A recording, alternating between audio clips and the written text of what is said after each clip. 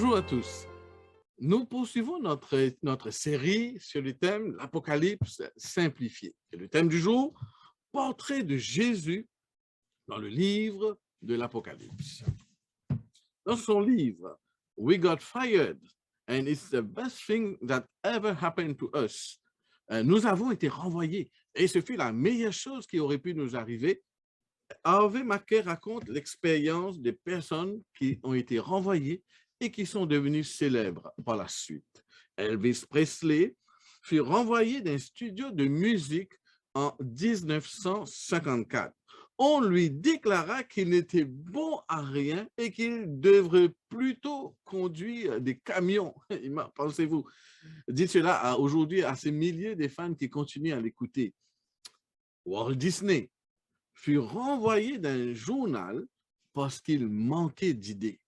Avec ses films, ses parcs d'attractions, ses chaînes de télévision, l'entreprise Disney est désormais un empire qui pèse des milliards.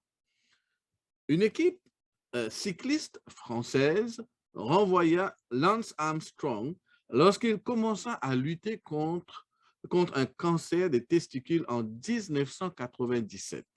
Son équipe refusa même de payer le salaire qui lui était dû ainsi que ses factures médicales. Grave erreur. Non seulement Armstrong guérit du cancer, mais il remporta ensuite 7 Tours de France consécutifs. Dieu est capable de transformer des situations extrêmement difficiles en des événements positifs. Pour les premiers chrétiens, l'expérience était une expérience difficile, et douloureuse. Ils étaient persécutés et traqués par les Romains, mais ça ne les a pas empêchés de vivre, de transformer le monde, de bouleverser le monde et de prêcher l'Évangile au monde entier. Donc, nous verrons aujourd'hui le portrait de Jésus dans le livre de l'Apocalypse.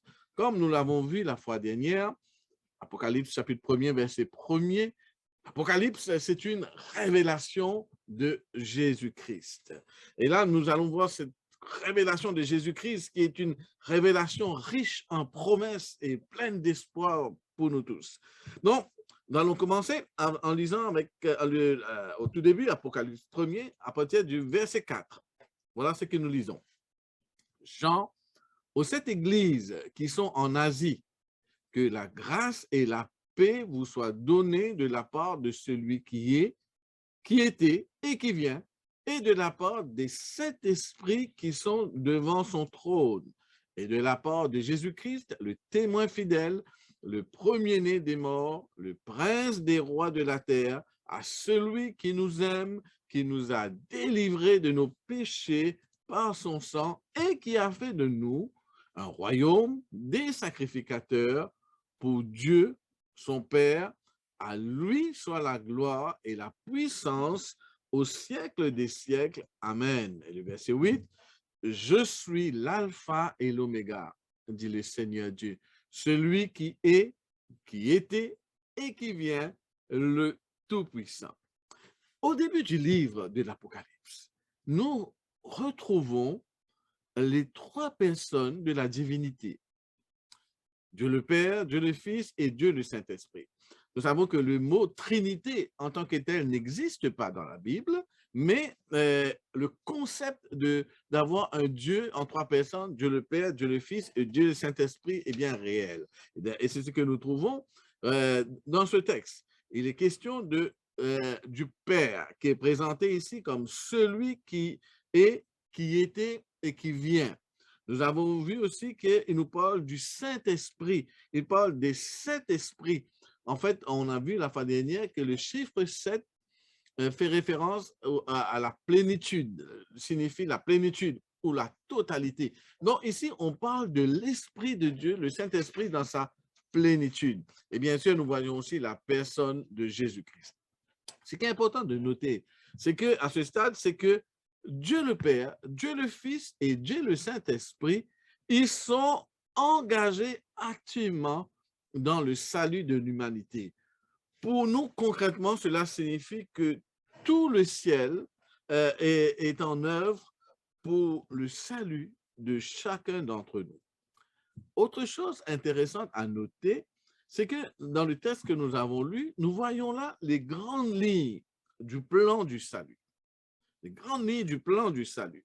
Par exemple, au chapitre 1er, le verset 5, il nous parle de Jésus comme étant le témoin fidèle. Jésus, c'est le témoin fidèle. Quand on parle de Jésus comme le témoin fidèle, ici, nous parlons ici, cela fait référence à l'incarnation de Jésus qui fait de lui le témoin de Dieu par excellence. Que veut dire le mot incarnation? Le mot incarnation signifie que Jésus, qui est Dieu, il vint sur la terre dans une forme humaine afin de nous sauver. C'est Dieu qui se fait homme. Cela est très bien expliqué dans le texte de Philippiens chapitre 2, le verset 5 à 8.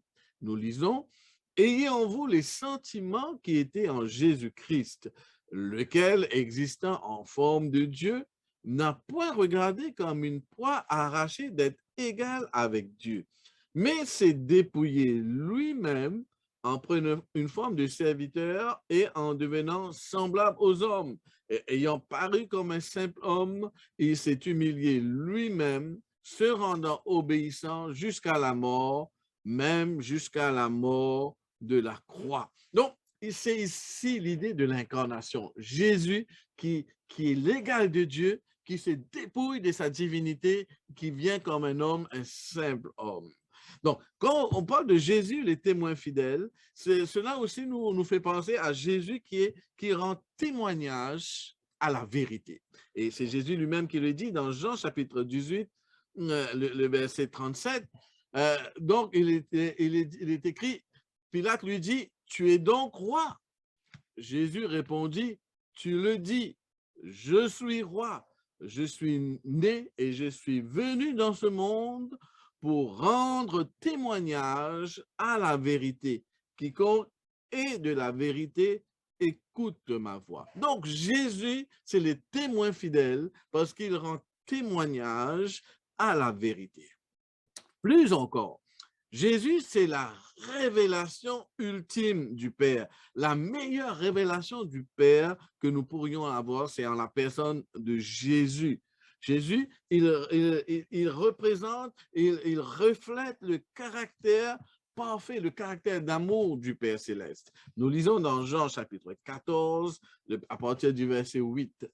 Philippe lui dit, « Seigneur, montre-nous le Père et cela nous suffit. » Jésus lui dit, « Il y a si longtemps que je suis avec vous et tu ne m'as pas connu. Philippe, celui qui m'a vu a vu le Père. Comment dis-tu, montre-nous le Père? » Donc, nous voyons donc celui qui m'a vu a vu le Père.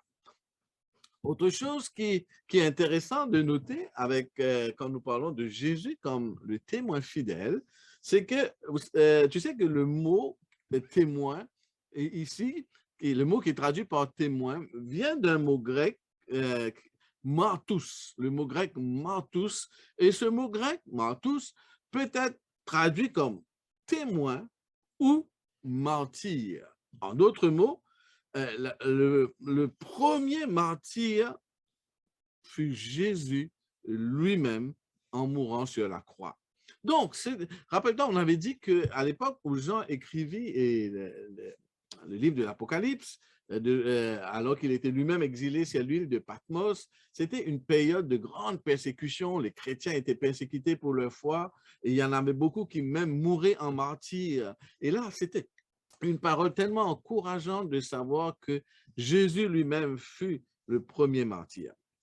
Donc là, nous avons un aspect important du plan du salut, c'est-à-dire l'incarnation de Jésus. Un autre aspect important du plan du salut se trouve dans Apocalypse, donc 1er, et le verset 5. Voilà. Apocalypse 1er, verset 5, nous lisons, on va lire juste la partie qui nous concerne ici. Il parle de « à celui qui nous aime et qui nous a délivrés de nos péchés par son sang. » Donc, c'est la mort de Jésus, c'est la mort de Jésus qui nous sauve et sa résurrection est le gage de notre propre résurrection. Nous avons l'assurance de l'amour de Dieu, nous avons l'assurance de l'amour de Jésus qui est une source d'encouragement pour tous les chrétiens de savoir que Jésus nous a aimés et nous aime encore autant. Regarde ce texte que nous trouvons dans Romains chapitre 5 à partir du verset 8.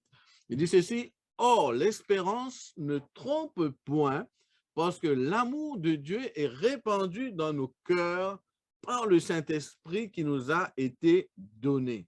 Car lorsque nous étions encore sans force, Christ, au temps marqué, est mort pour des impies. À peine mourrait-on pour un juste, quelqu'un peut-être mourrait-il pour un homme de bien. Mais Dieu prouve son amour envers nous, en ce que lorsque nous étions encore des pécheurs, Christ est mort pour nous. Donc, sans le sacrifice de Jésus sur la croix, on serait tous perdus, il n'y aurait personne qui aurait pu y être sauvé. Donc, nous avons vu là, il y a deux aspects importants du plan du salut. Il y a l'incarnation de Jésus. Nous avons vu, il y a aussi la mort de Jésus sur la croix. Et maintenant, il y a un autre aspect du plan du salut que nous trouvons ici. Et dans Apocalypse 1er, le verset 6, il dit qu'il a fait de nous un royaume des sacrificateurs. Un royaume des sacrificateurs. En d'autres mots, c'est la royauté de Jésus qui garantit notre citoyenneté dans son royaume. Maintenant, le texte ne se contente pas de dire d'où nous sortons, d'où est-ce que Jésus nous a sortis, mais le texte nous donne une vision, nous montre vers où nous allons. Donc, le texte nous montre d'où nous sortons. Nous étions des pécheurs perdus et Dieu nous a sauvés du péché. Et non seulement cela, nous allons vers quelque chose de merveilleux. Dieu a fait de nous une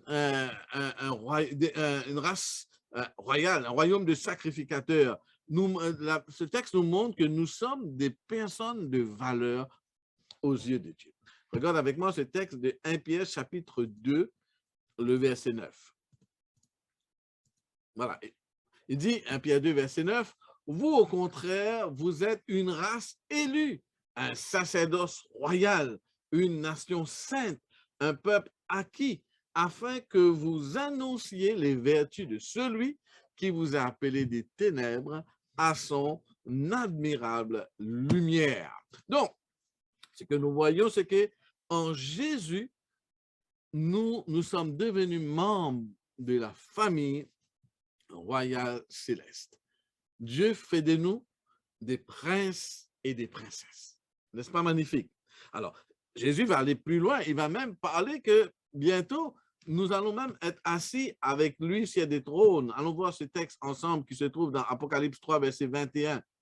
Disons, celui qui vaincra, je le ferai asseoir avec moi sur mon trône, comme moi j'ai vaincu et me suis assis avec mon Père sur son trône.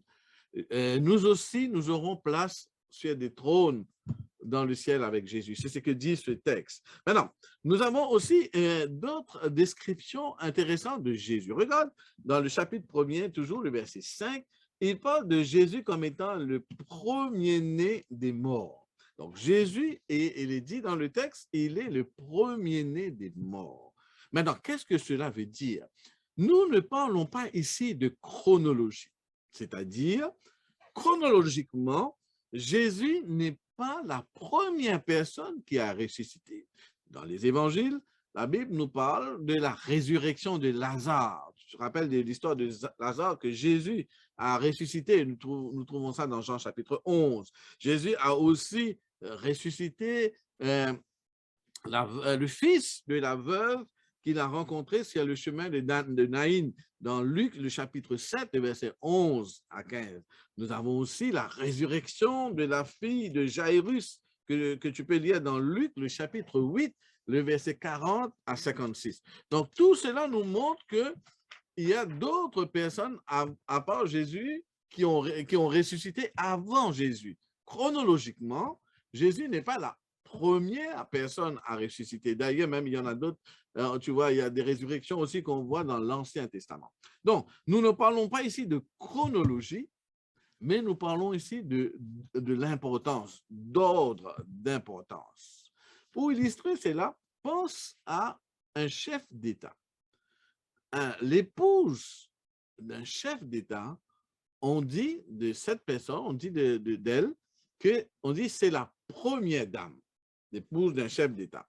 Mais là, cela ne veut pas dire qu'il n'y a pas eu d'autres dames avant elle. Mais quand on parle de la première dame, on ne parle pas de chronologie, mais on parle de son rang.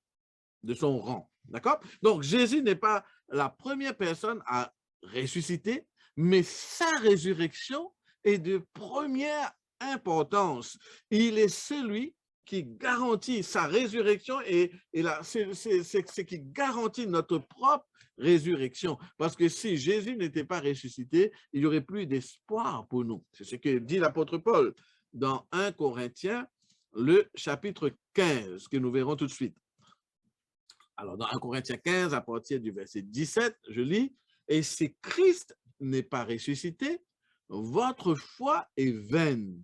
Vous êtes encore dans vos péchés et par conséquent aussi, ceux qui sont morts en Christ sont perdus.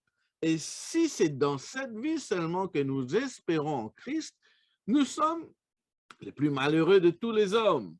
Mais maintenant, Christ est ressuscité des morts et il est les prémices de ceux qui sont morts. » Donc, ici, Jésus est celui qui assure notre place au ciel.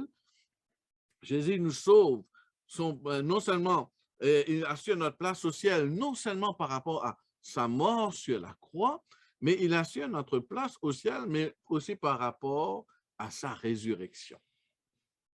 Il est passé, et il s'est passé quelque chose de très intéressant lors, je veux dire, pendant la mort et la résurrection de Jésus. Il s'est passé quelque chose de très intéressant. On va lire cela dans Matthieu 27, le verset 50 à 53. Nous disons, « Jésus poussa de nouveau un grand cri et rendit l'esprit. Et voici le ciel, le voile du temple se déchira en deux, depuis le haut jusqu'en bas. La terre trembla, les rochers se fendirent. Remarque bien, regarde ce qui suit. Les sépulcres s'ouvrirent et plusieurs corps des saints qui étaient morts ressuscitèrent. Étant sortis des sépulcres, après la résurrection de Jésus, ils entrèrent dans la ville et apparurent à un grand nombre de personnes.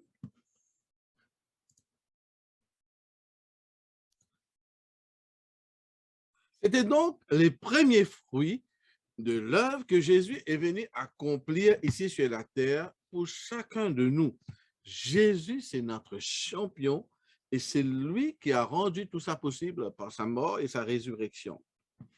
Donc, vous voyez que donc au début du livre de l'Apocalypse, nous voyons une magnifique description de Jésus, un portrait extraordinaire de Jésus qui est tellement riche en promesses, tellement riche en espérance. Autre description que nous avons de Jésus, il est dit de Jésus qu'il est l'alpha et l'oméga. On va voir cela ensemble. Nous sommes dans toujours Apocalypse, chapitre 1er et le verset 8.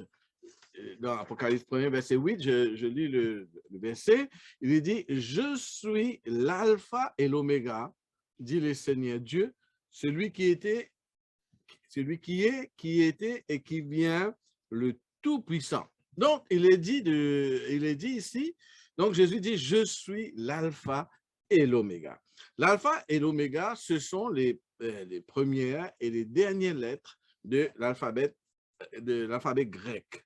C'est comme dire dans notre langue à nous, c'est comme de A à Z. Jésus, il est le début et la fin. Ça veut dire que sans lui, rien n'est possible. Voyez la conclusion du livre de l'Apocalypse. Alors, voyons cela ensemble dans Apocalypse 22 et regardez le verset 13. Voilà comment nous sommes, le dernier chapitre, voilà comment se conclut le livre de l'Apocalypse, 22, 13. Je suis l'alpha et l'oméga, le premier et le dernier, le commencement et la fin. Donc, nous voyons ici une autre façon, une autre façon que Jésus a d'affirmer, quand il dit « Je suis le premier, le dernier, l'alpha et l'oméga », c'est une autre façon d'affirmer que Jésus, c'est le Dieu éternel, c'est le Dieu de toute éternité. Et nous retrouvons, tu sais, on retrouve cette même façon d'exprimer les choses, cette même ligne de pensée, même dans l'Ancien Testament. On va jeter un coup d'œil dans Ésaïe 41, le verset 4. Voilà ce qui est écrit. Qui a fait et exécuté ces choses? C'est celui qui a appelé les générations dès le commencement. Moi, l'Éternel, le premier, et moi, l'Éternel, le premier et le même jusqu'au dernier âge. Et le verset, chapitre 44, le verset 6, il est dit, « Ainsi par l'Éternel, roi d'Israël et son Rédempteur, l'Éternel des armées, je suis le premier et je suis le dernier, et hors de moi, il n'y a point de Dieu. Hors de moi, il n'y a point de Dieu. » Donc, ici, Jésus se présente. Rappelle-toi que nous parlons d'une situation très difficile pour ces premiers chrétiens. Ils avaient à faire face à la persécution et il y avait des chrétiens, les chrétiens avaient à faire face à tellement d'adversité. Et Jésus se présente comme celui qui est au contrôle de l'histoire. Je suis l'alpha et l'oméga. Je suis le premier, le dernier. Il se présente non seulement comme l'alpha et l'oméga, il se présente aussi, tu vas voir, tu as vu, on vient de voir tout à l'heure dans le verset 8, il se présente comme le Dieu Tout-Puissant. Le Dieu Tout-Puissant, c'est le Dieu de l'impossible. C'était des paroles tellement encourageantes, tu imagines, pour ces chrétiens qui traversaient beaucoup de choses difficiles, qui avaient la persécution et tout le reste, de savoir que Jésus, il est là pour eux, qu'on pouvait compter sur lui et qu'il est le Dieu Tout-Puissant, il est le commencement et la fin. C'est aussi une parole d'encouragement pour nous aujourd'hui, pour toi et pour moi, parce que nous vivons des temps difficiles. D'ailleurs, la parole de Dieu avait annoncé que dans la fin des temps, il y aura des temps difficiles. Nous vivons présentement des temps difficiles. Il y a les guerres, les conflits, il y a tellement de choses qui se passent, des catastrophes naturelles, les guerres, les conflits, tout. Il y a tellement de choses dans le monde, l'insécurité, et les crises de santé, crises financières, crises dans les maisons, toutes sortes de difficultés. Et j'imagine que toi qui m'écoutes, sûrement toi aussi, tu as ton lot, toi aussi, tu as les problèmes par lesquels tu traverses. Mais la parole ici de Dieu nous dit que nous avons quelqu'un qui est l'alpha et l'oméga, le Dieu Tout-Puissant, le témoin fidèle, celui qui veille sur nous, celui il est mort sur la croix pour toi, il a témoigné son amour en donnant sa vie pour toi, et il est là pour toi chaque jour, et tu peux toujours, à tout temps, compter sur lui. N'est-ce pas merveilleux? N'est-ce pas merveilleux d'avoir un tel ami, bon et compatissant, sur qui nous pouvons compter? C'est là, c'est un portrait extraordinaire et magnifique que nous avons de Jésus dans le livre de l'Apocalypse. Un Dieu puissant, mais compatissant tout à la fois. Nous terminons aujourd'hui cette première partie de cette série sur je veux dire, cette partie sur le portrait de Jésus dans le livre de l'Apocalypse. Nous avons fait que quelques versets et nous allons la prochaine fois poursuivre sur le portrait de Jésus dans le livre de l'Apocalypse, parce que au fur et à mesure qu'on avance, Jean va donner toute une belle description de Jésus, je pourrais dire de la tête aux pieds, et nous aurons l'occasion d'examiner ensemble toutes ces étapes, cette description que nous avons de Jésus dans le livre de l'Apocalypse. Portrait magnifique de Jésus dans le livre de l'Apocalypse. Avant de se laisser, on va prier ensemble. Seigneur Jésus, nous voulons te louer, te remercier de ce que tu es ce Dieu d'amour, plein de compassion, sur qui nous pouvons compter. Tu es le commencement et la fin, et il n'y a rien qui échappe à ton contrôle. Même si, quand on regarde dans le monde aujourd'hui, on a l'impression qu'il n'y a personne qui est au contrôle, mais ta parole nous rassure que non, tu es au contrôle. Tu es le Dieu Tout-Puissant, tu es le commencement et la fin, et tu es celui sur qui nous pouvons toujours compter. Tu es non seulement le Dieu Tout-Puissant, mais tu es aussi ce Dieu compatissant, plein d'amour, le témoin fidèle, celui qui a donné sa vie pour nous, qui est ressuscité et qui revient aussi bientôt nous chercher. Merci de nous donner ce livre tellement plein d'amour, tellement plein d'espérance, que nous puissions ensemble continuer à l'étudier ensemble. Merci Jésus pour ta parole. En ton nom, nous prions. Amen. Voilà, nous sommes arrivés donc à la fin de notre présentation d'aujourd'hui. Merci d'avoir été des nôtres. J'espère te revoir très bientôt pour la suite de notre étude. À bientôt.